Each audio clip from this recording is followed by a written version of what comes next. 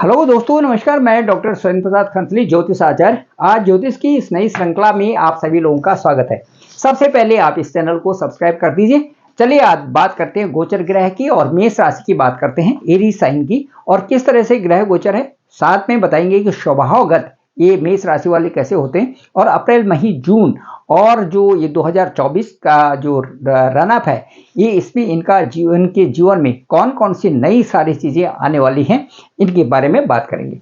आइए सबसे पहले गोचर ग्रह के बारे में मैं बात करूंगा। जो फर्स्ट हाउस है, यदि मेष राशि चंद्र राशि से देखें, जो फर्स्ट हाउस है, फर्स्ट हाउस में दो ग्रह इस समय गोचर कर रहे हैं, और वो है बृहस्पति है और दूसरा है वहां पर बुध। बृहस्पति और बुध दोनों का गोचर जो है फर्स्ट हाउस में, ये बहुत अच्छा है, क्योंकि बृहस्पति यदि फर्स्ट हाउस में होते हैं तो कुंडली की कहते हैं कि 100 लाख जो दोष होते हैं वो दूर कर देते हैं। तो इसी तरह से बृहस्पति की स्थिति बहुत ही मजबूत तरीके से फर्स्ट हाउस में बनी हुई है, और मैं कहूँगा कि इससे आपके कई सारे जो भी आपके साथ में इस समय चल रहा है, ऑफिस में चल रहा है, बिजनेस में चल रहा है, या आप किसी भी तरह से जो पारिवारिक तरीके से या और भी सारी चीज़ें जो चीज़ें चल रही हैं, उनका समाधान भी ये जुपिटर जो है खुद ही ढूंढ रहे हैं। और आप जो है उसके बावजूद भी, कई सारी परिस्थितियों के बावजूद भी आपका एक नॉर्मल तरीके से आप जो है जीवन यापन कर रहे हैं, ये सबसे अच्छी बात है दोस्तों।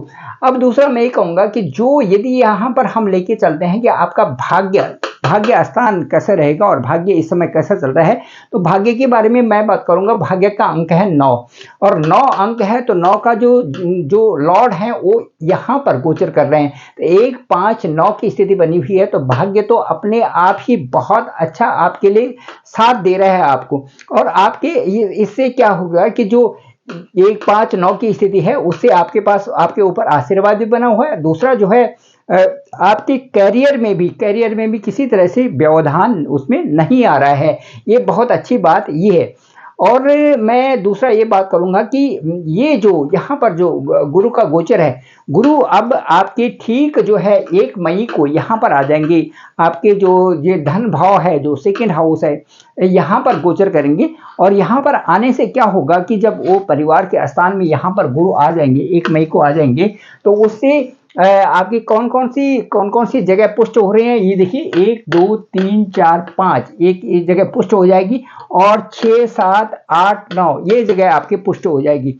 इस तरह से जो ग्रह गोचर की स्थिति को देखते हुए मैं ये कहूँगा कि ये सारी जो परिस्थितियाँ आपको नए साल में आएंगी, वो एक सबसे अच्छा प्रभाव आपका जो वर्क फील्ड है, जो आपका जो कार्य का क्षेत्र है, उस पर सबसे अच्छा प्रभाव आपका उस पर पड़ने वाला है। तो यदि कार्य क्षेत्र पर आपका प्रभाव पड़ता है, तो सबसे अच्छी बात वही उसके लिए हो जाती है।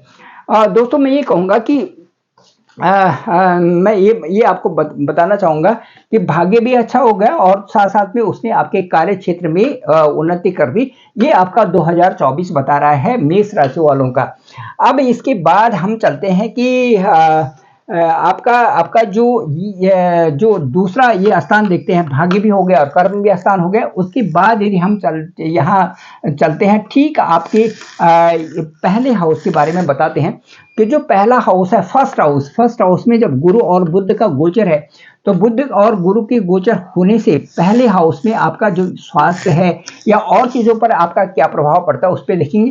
तो फर्स्ट हाउस का जो लॉर्ड है वो है मेष का पहले हाउस का लॉर्ड है मंगल का जो गोचर है वो आपके लाभ स्थान में 11वें भाव में इस समय चल रहे हैं, वो शनि के साथ में है। तो ये शनि के साथ में यहाँ पर चलते हैं, मार्स भी है यहाँ पर, शनि भी है। तो 23 अप्रैल से पहले, 23 अप्रैल तक तो ये बहुत अच्छा है। लेकिन 23 अप्रैल के बाद क्या होगा कि जो ये 12वें स्थान में यहाँ पर गोचर कर जाएंगे, मंगल जो है यहाँ पर चले जाएंगे।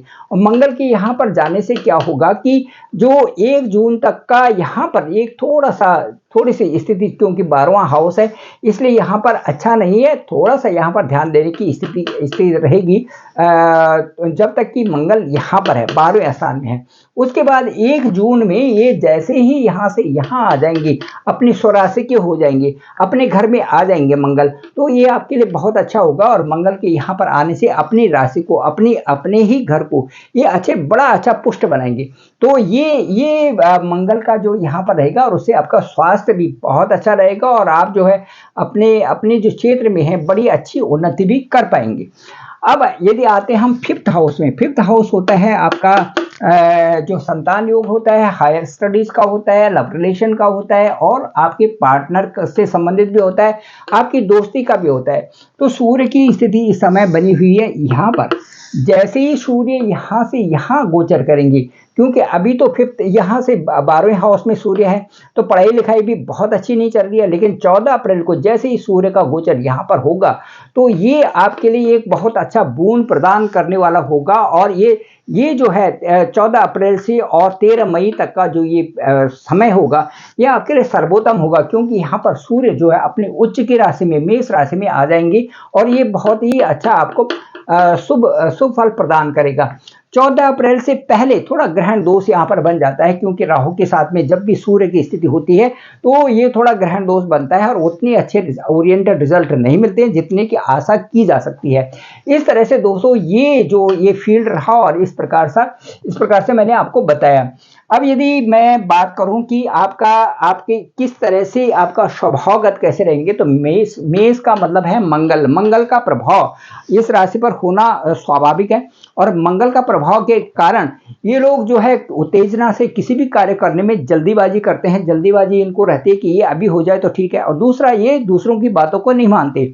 कहीं ना कहीं इनको संदेह बना रहता है और किसी भी बात को बड़ी नॉर्मल ढंग से नहीं करते, उसमें जल्दीबाजी कुछ इस तरह से बनी रहती है कि उसको अपने ही ढंग से और अपने हिसाब से करने में भी और उसमें थोड़ा उतावली कर जाते हैं। यदि अपने ये जिद्दी स्वभाव को थोड़ा सा कंट्रोल करें और उसमें थोड़ा सा दूसरों की बातों को भी सुने और रिएक्ट जल्दी से न करें, तो इनके जीवन में ये ऐसे पड़ाव में चलेंगे जो कि इनको बहुत अच्छा सुकून प्रदान करने वाली जिंदगी दे देता है। तो इस चीज़ों पर यदि ये ध्यान रखें, क्योंकि मंगल के प्रभाव से भी है और मेष राशि होने के कारण भी ये अपने स्वभावगत रूप से एक दूसरी स्थिति में चले जाते हैं और वो उस स्थिति में यदि इनको अच्छा वातावरण मिलता है तो ये सही रहते हैं। अच्छा वातावरण न मिलने के कारण ये कई प्रकार से अपने मुंह से ऐसी बातें निकालते हैं कि वो उनके लिए भी स्वतः ही खराब होता है। वो उसको सोचने लगते हैं कि भाई ये चीज़ नहीं होनी चाहिए थी और उस प्रकार से व्यवहार ये कर जाते हैं जो कि इनको नहीं करना चाहिए। तो ये है। और दूसरा जो ये इनका जो फील्ड होता है, क्योंकि मंगल का प्रभाव है, मेष राशि वाले हैं, स्वभावतः जो है ये फोर्स में जाते हैं, जो डिफेंस में जाते हैं, नेवी का क्षेत्र है या चाहे पुलिस का है, चाहे और भी एयरफोर्स का है, ऐसे क्षेत्रों में ये जाते हैं। साथ साथ में इसके अलावा भी जो भी वैसे नॉर्मल लाइफ में जो जहाँ पर भी ये होता है कि भाई किसी को कार्य को करने की जो क्षमता से ऊपर के कार्य होते हैं उनको करने में जो है इनकी हमेशा जो है आगे रहते हैं। तो ये अग्नि तत्व होने के नाते अग्नि तत्व इनका रहता है, सेल्फ मेड पीपल होते हैं, इसमें कोई भी संदेह नहीं है। और उसके बाद अपनी मेहनत से आगे बढ़ते हैं। पार्टनरशिप में, बिजनेस में ये धोखा ये खा सकते हैं, क्योंकि जल्दीबाजी कहीं पर होती है और मनमानी ये करना चाहते हैं कई बार में। तो इनकी ग्रोथ हालांकि धीरे धीरे हो, लेकिन बहुत अच्छी स्थिति में ये पहुंच जाते हैं। तो ध्यान यदि ये करें, ध्यान ये कर नहीं सकते, यदि ये मेडिटेशन करें तो इनके लिए बहुत अच्छा रहता है। मेडिटेशन की आवश्यकता इनको है। और दूसरा मैं ये कहूँगा कि जो मेष राशि वाले हैं इनको जरूर ही हनुमान चालीसा का पाठ करना चाहिए। हनुमान चालीसा का पाठ का मतलब ये है कि एक ऐसी शक्ति से इनको इंट्रैक्ट होना चाहिए जो कि इनको कंट्रोल्ड करने से क्या होता है, इनका जो जल्दीबाजी है वो कम होगी और एक आस्था के नाते भी, और दूसरा हनुमान जी की भक्ति के कारण भी वो चीज़ें ऐसी तरफ डाइवर्ट हो जाएंगी जहां से कि इनको अपने जीवन में कई सारे ऐसे कार्यों को करने में इनको मदद मिलेगी, जिनसे कि इनका नेम एंड फेम भी आगे होगा और कई प्रकार से अपने स्तर को आगे बनाते ही जाएंगे। तो ये था मेष राशि का। और मेष राशि के बारे में मैं ये बताऊंगा कि जो अब ये अप्रैल मई जून का जो महीना है इनके लिए बहुत अच्छा है और साथ साथ में ये प्रोग्रेस करते रहें।